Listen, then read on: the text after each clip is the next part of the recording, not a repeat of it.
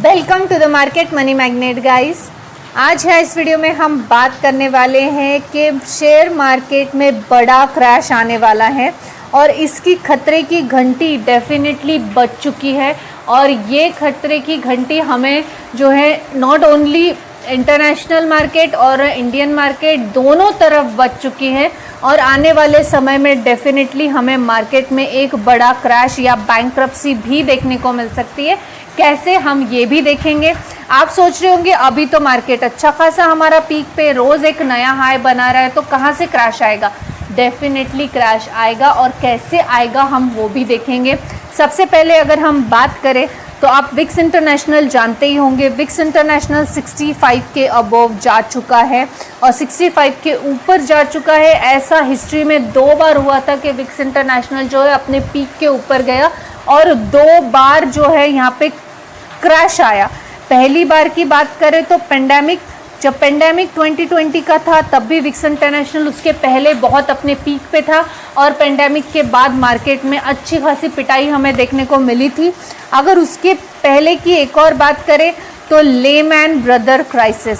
अब layman brother crisis के वक्त भी विक्स इंटरनेशनल जो है अपने अपर के ऊपर था और उसके बाद लेमैन ब्रदर क्राइसिस आया जो कि बैंक्रप्सी अनएक्सपेक्टेडली आई थी। लेमैन ब्रदर क्राइसिस के बारे में आप नहीं जानते तो आप जाकर थोड़ा सर्च करेंगे तो पता चलेगा। अनएक्सपेक्टेडली बैंक्रप्सी आई थी और पूरा मार्केट कोलैप्स देखने को मिला था 2008 में कि फिर से कभी रिकवरी के कोई चांस शायद हो ही ना। इस तरह का मार्केट कोलैप्स हुआ था और इस वजह से डेफिनेटली इंडियन मार्केट पे भी असर होता ही है।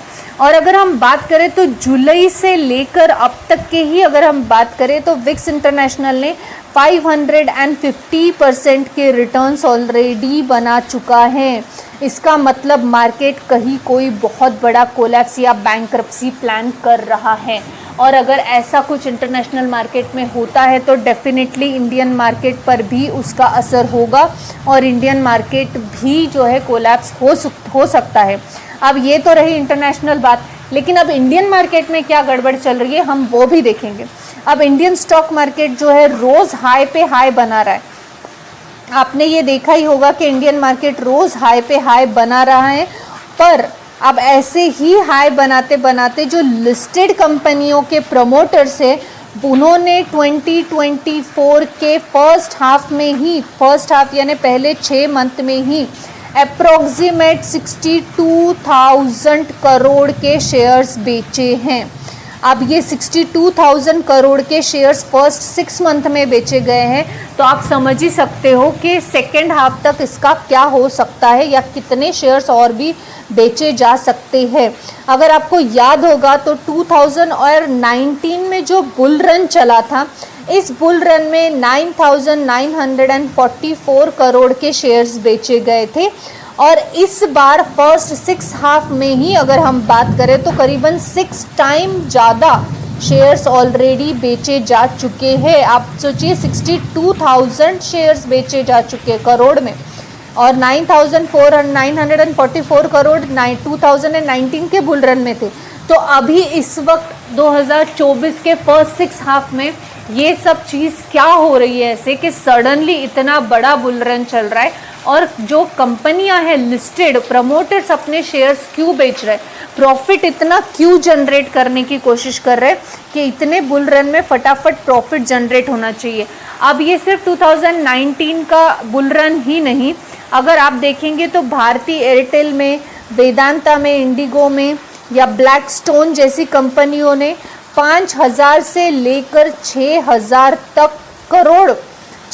करोड़ तक के प्रमोटर्स ने शेयर्स ऑलरेडी बेच दिए हैं। इस रेस में जितना मार्केट बढ़ रहा है उसमें ये कंपनियों ने करीबन 5 से 6,000 करोड़ के शेयर्स बेचे हैं और लास्ट सिर्फ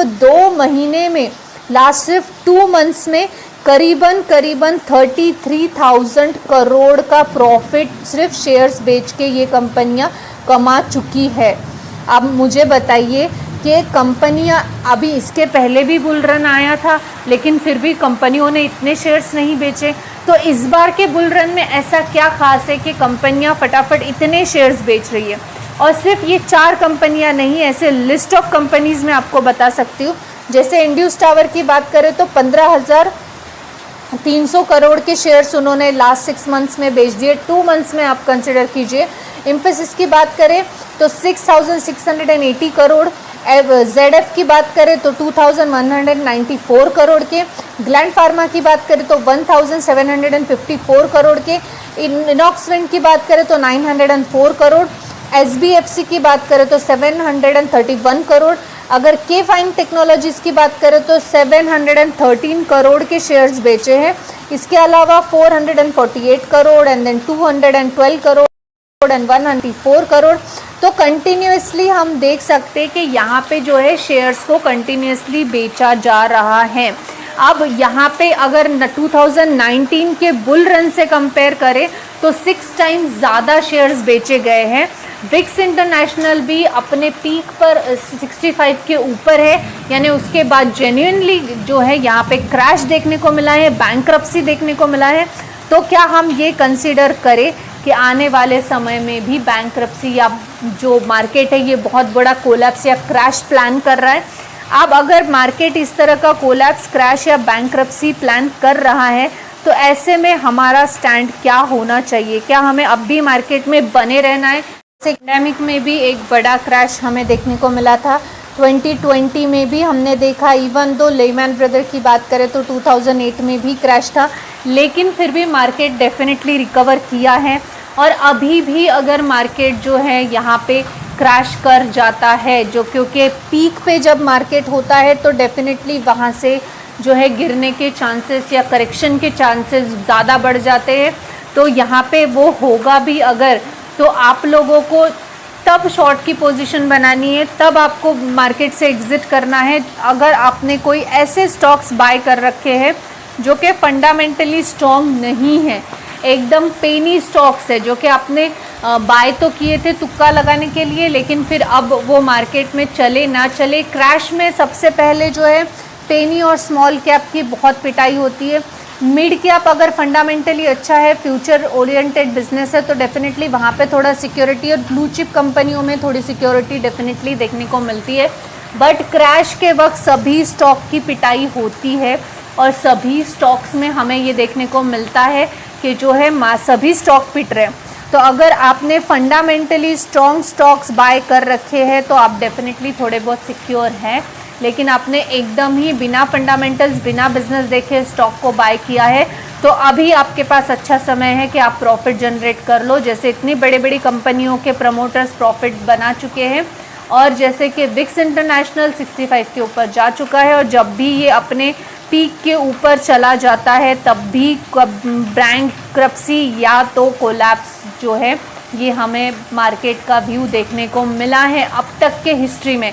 तो हो सकता है हिस्ट्री फिर से रिपीट हो जाए और अभी फिर से हमें जो है मार्केट में अनएक्सपेक्टेडली बैंक्रप्सी देखने को मिले या अनएक्सपेक्टेडली हमें कोई क्रैश देखने को मिले। तो यहाँ पे आपको जस्ट अगर आपने मार्केट में ब्लाइंडली टिप्स और ट्रिक के भरोसे इन्वेस्ट किया है तो गॉड ब्लेस यू।